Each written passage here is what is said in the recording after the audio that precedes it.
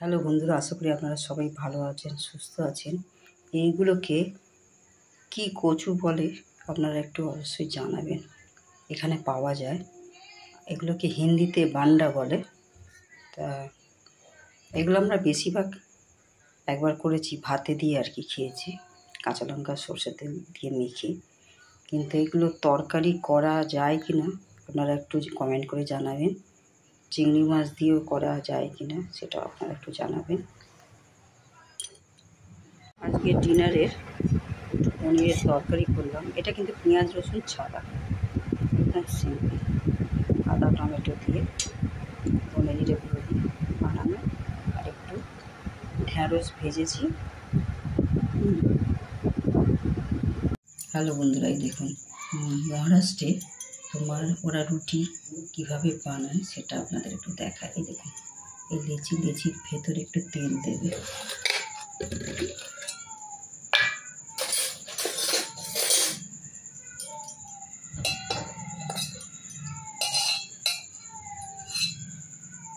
অল্প একটু ভেতরে তেল দেবে।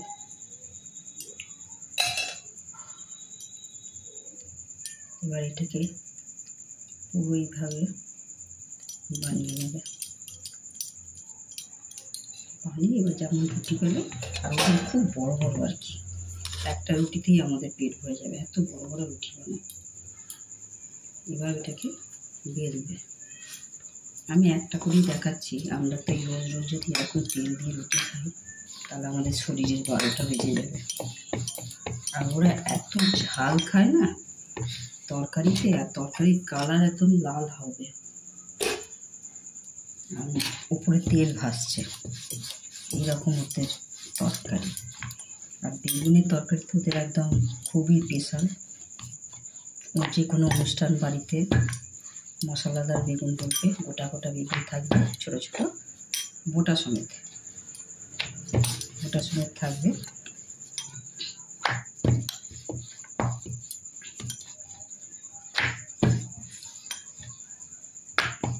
একটু আমি একটু বড় বড় করে দিই। এবার আমরা যেমন গ্যাসের উপরেতে সেঁকি, ওরা গ্যাসের উপর সেঁকবে না। এবার এটাকে এবারে চাটু গরম হলে চাটুর মধ্যে দিল। আমি খুন্তি দিয়ে করছি, কাপড় দিয়ে ওরা চেপে চেপে আর কি রেখে। আমি একটু এই খুন্তিটা দিয়ে আমি ভেন্ডি ভেজেছিলাম সেইটাতেই আর কি তেল মশলা লেগে আছে। এইভাবে চাটুটা গরম হলে এইভাবে সেঁকতে থাকবে।